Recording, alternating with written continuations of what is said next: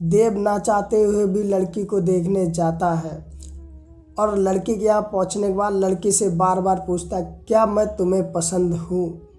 तो लड़की क्या जवाब देती है, आइए कहानी में जानते हैं। इससे पहले कि मैं आपका दोस्त अजय, और यहाँ पर ये जो कहानी है उत्तर प्रदेश के कानपुर देहात की कहानी है। एक ऐसे लड़के की कहानी है जो आपको सुनाने जा रहा हूँ। अगर अच्छी लगे तो वीडियो लाइक भी करें और चैनल भी सब्सक्राइब करें। तो देव नाम का एक लड़का होता है जो दिल्ली में काम करता है और उसके मौसी के लड़के का फ़ोन आता है उसके पास। कहते हैं कि देव, मैंने आपके लिए एक अच्छा रिश्ता ढूंढा है। तो देव कहता है कि भैया मेरे पास अभी पैसे इतने नहीं कि मैं शादी कर सकूं, क्योंकि मैंने छोटा मोटा अभी मकान बनवाया है और नीचे फर्श वगैरह करवाया है, तो अभी नहीं करेंगे। तो उनके मौसी के लड़के कहते हैं कि देव, अभी आप लड़की देख लो, अगर पसंद आती है तो हम जब आपकी इच्छा हो तब कर देंगे और रिश्ता हम रोक देंगे। लेकिन देव मना कर देता है कि अभी हम शादी नहीं करेंगे। तो देव के मौसी के लड़का जो होता है तो वो कहते हैं कि अपनी मम्मी का मुझे नंबर दो और मैं बात करूँगा। यानी कि उनकी जो मौसी लगती है देव की मम्मी, तो उनका वो नंबर मांगते और देव उनको दे देता है। तो होता क्या है, वो जो भी उनसे बातें करते हो और बात करने के बाद कुछ दिन के बाद देव की मम्मी का फ़ोन देव के पास आ जाता है। देव की मम्मी कहती है कि तुम्हारे भैया का फ़ोन आया था, उन्होंने बताया एक अच्छा रिश्ता है, तो वो लड़की वाले भी देखने आएंगे और तुम भी देखने जाएंगे, तो शादी अगर रिश्ता अच्छा हुआ तो शादी कर लेते हैं। देव मना करता। देव मम्मी को भी समझाता है कि देखो, हमारे पास अभी इतने पैसे नहीं कि हम शादी कर सकें, क्योंकि हमने जो भी पैसा एकत्रित किया था, इकट्ठा किया था, वो तो हमने लगा दिया मकान में। तो मम्मी कहती हैं चलो कोई बात नहीं है, हम रिश्ता देखते हैं और वो टाइम भी दे रहे हैं हमें, जब तक अपना करके कहीं ना कहीं से और कुछ समय बाद शादी कर लेंगे। तो देव मना करता कि मम्मी नहीं, ऐसा नहीं होगा, अभी मैं शादी नहीं करूँगा। तो उसकी मम्मी उस पर गुस्सा होती है और कहती है, क्या जब हम लोग मर जाएंगे तब शादी करोगे, या हम लोग मान लो कुछ और ही तुम्हें मंजूर है जब शादी करोगे, या कुछ अपना भगा भुगू के लाओगे, ऐसा कुछ। तो देव कहता नहीं मम्मी, ऐसी कोई बात नहीं है, बस अभी शादी नहीं करना चाहता, मैं सोचता हूँ कुछ अपने पैरों पे खड़े हो जाए ढंग से, जब ही करें। तो मम्मी गुस्सा होती है, नाराज़ होती है और कहते तुम आ जाओ। तो देव भी थोड़ा गुस्से में आ जाता है और कहता चलो मम्मी के मन की ही कर देते। और जैसा बैठा हुआ होता है उसी हालात में काम से अपने कमरे पे पहुंचता है, और कमरे पे पहुंचने के बाद में वो अपना बैग उठाता, उसमें एक जोड़ी कपड़े डालता और गांव के लिए ट्रेन से निकल देता है।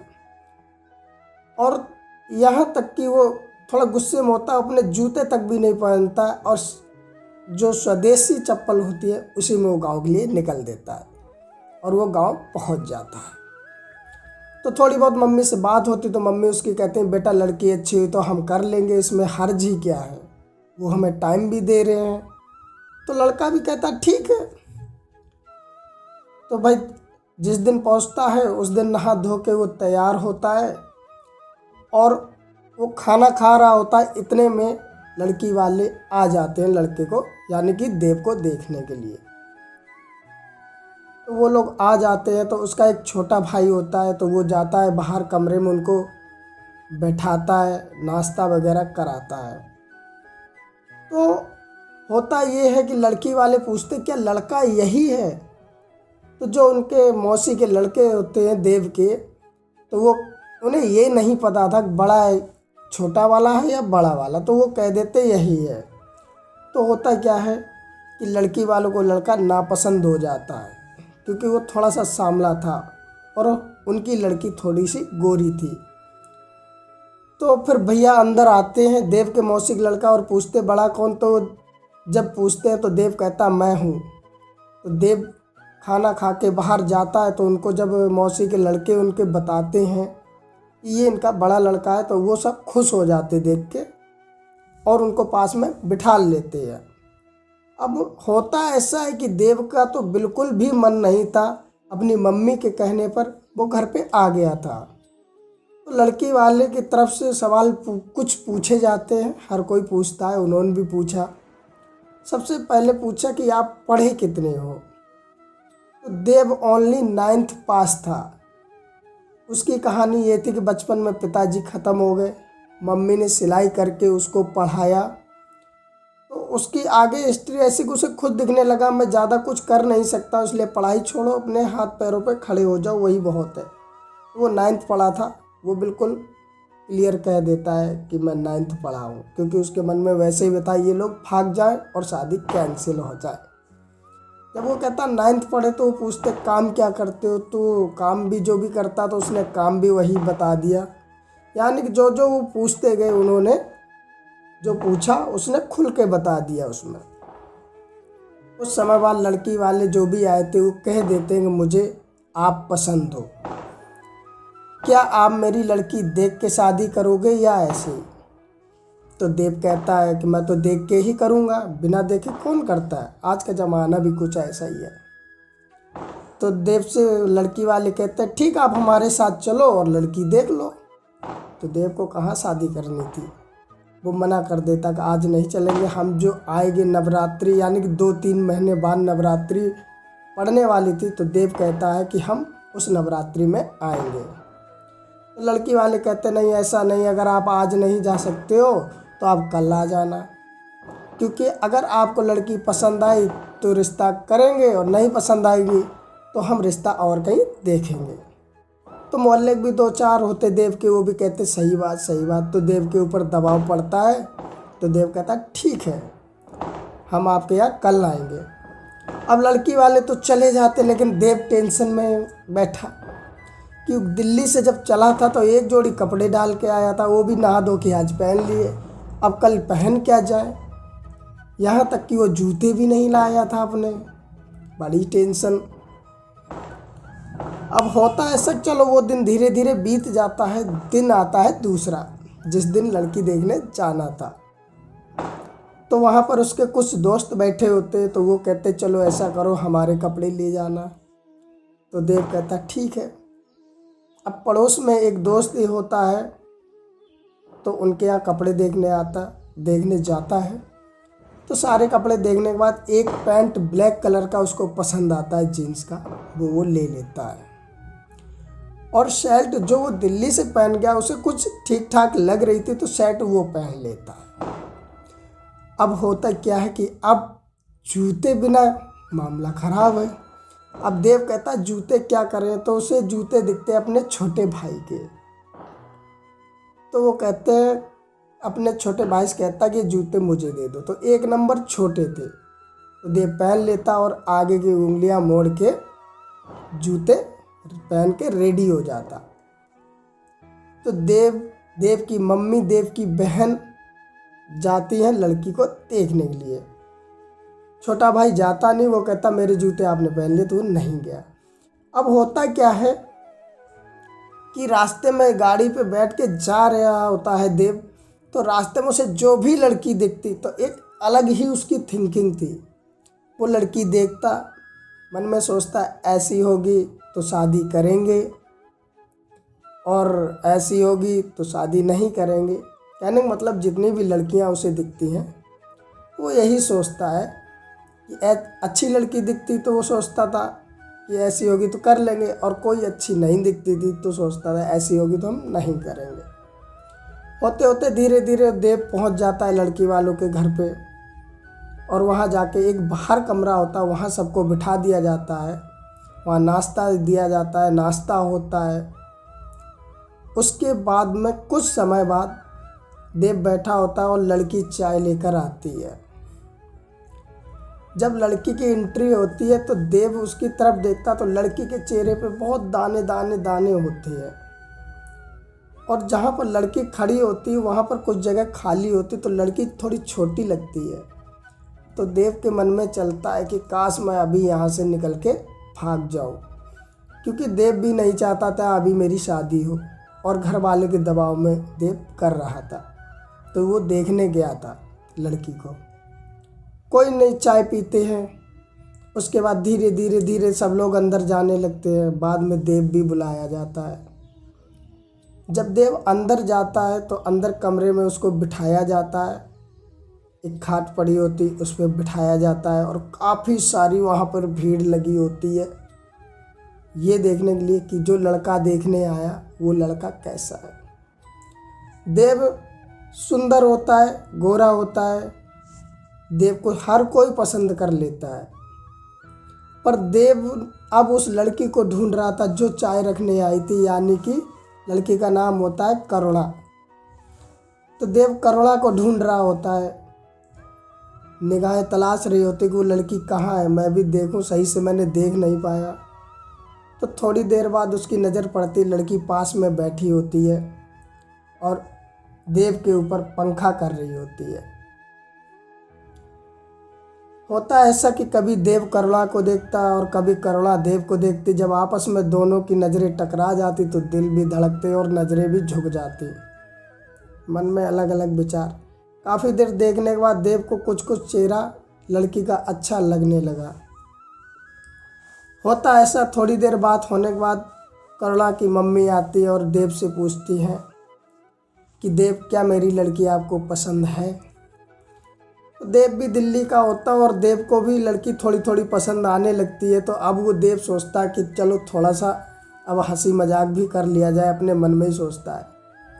तो देव कहता है कि मैं अभी नहीं बताऊंगा, ये बाद में बताऊंगा कि लड़की पसंद है या नहीं है। उसके बाद में कोई बात नहीं, दोबारा पूछती हैं थोड़ी देर बाद करुणा की मम्मी, क्या लड़की आपको पसंद है? तो वो करुणा की तरफ देखता और करुणा भी देख रही होती देव की तरफ ही। तो थोड़ी देर बाद देव करुणा से ही पूछ लेता है, क्या तुमको मैं पसंद हूँ? तो करुणा मुस्कुरा जाती है और जो पंखा कर रही होती हाथ वाला, उसको अपनी नज़रों से लगा के मुँह छुपा लेती। देव भी समझ रहा था कि करुणा के मन में क्या चल रहा है। वो दोबारा फिर पूछता है करुणा से, क्या तुम्हें मैं पसंद हूँ? करुणा फिर कुछ भी ना कह के शर्म से अपना मुँह छुपा लेती पंखे में। उसके बाद जब तीसरी बार देव पूछता है तो करुणा जवाब नहीं देती। तो देव ऐसे हंसी मजाक में कहता है, क्या तुमको कम सुनता है? तो करुणा मुस्कुरा के जवाब देती, नहीं। तो देव कहता है कि मैं उतनी देर से तुमसे पूछ रहा हूँ तो आप जवाब नहीं दे रहे हो, क्या मैं तुम्हें पसंद हूँ? तो करुणा कहते, हाँ मुझे तुम पसंद हो। अब देव के मन में भी लड्डू फूटे और करुणा के मन में तो फूट ही रहे थे। उसके बाद थोड़ी देर बाद जब ये सब नज़ारा करुणा की माँ देख रही थी तो करुणा की माँ भी बोली देव से, क्या तुम्हें मेरी लड़की पसंद है? तो देव ने कहा, अभी रुक जाओ, मैं आपको बताता हूँ, पहले मैं अपने घर वालों से पूछ लूँ। तो उसके बाद देव अपनी मम्मी बहन को ले जाते हैं एक तरफ और पूछते हैं, मम्मी जी क्या तुम्हें लड़की पसंद है? बहन से भी पूछते, क्या तुम्हें लड़की पसंद है? बहन कहती मुझे ठीक लगी और मम्मी भी कहती मुझे ठीक लगी। अब मम्मी और बहन उसकी पूछती, क्या तुम्हें लड़की पसंद आई? तो देव कहता है कि हाँ हमें भी लड़की पसंद आई। कहते ठीक है चलो। मम्मी और बहन अंदर बैठ जाती हैं जाके करुणा के पास, और देव जैसे ही जाता है पास में तैसे ही करुणा की माँ आ जाती है। फिर पूछती हैं, क्या लड़की पसंद है? अब देव को लड़की पसंद थी तो उसके मन में कुछ खुराफात आती है। वो कहता है कि मुझे लड़की पसंद है या नहीं है ये तो मैं अपने घर जाके बताऊंगा। इतना सुनते ही यकीन मानिए कि कोई भी अगर ये बात कह दे कि घर जाके बताऊंगा तो 99% ही होता है कि लड़की नहीं पसंद आई। लेकिन देव के मन में तो खुरापात ही सूझ रही थी। उसने मना तो नहीं किया पर ये कह दिया मैं घर जाके बताऊंगा। तो करुणा की माँ रोने लगी, कहते जो भी बात है मुझे क्लियर बताओ, अगर आपको पसंद है तो बताओ, नहीं पसंद है तो बताओ। अब जब देव ने देखा कि करुणा की माँ ज़्यादा परेशान हो रही है, करुणा की माँ, तब वो कह देता मुझे आपकी लड़की पसंद है, और सबके चेहरे पे मुस्कान आ जाती है। थोड़ी देर बाद देव अंदर जाता है जहाँ पे करुणा बैठी होती है। तो वो देव करुणा को देखता और मन मन में सोचता है कि करुणा सुंदर है, अच्छी है, और करुणा भी मन मन में सोचती है कि देव सुंदर है और अच्छा है।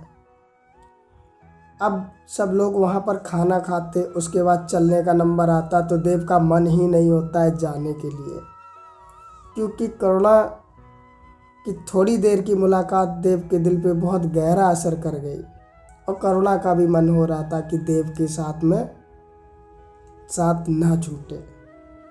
देव बाहर तक जाता, सब लोग विदा होने लगते हैं, तब तक करुणा की भाभी बुलाती है देव को, कहते हैं आप अंदर जाता देव, तो कहते कि करुणा से मिल लीजिए।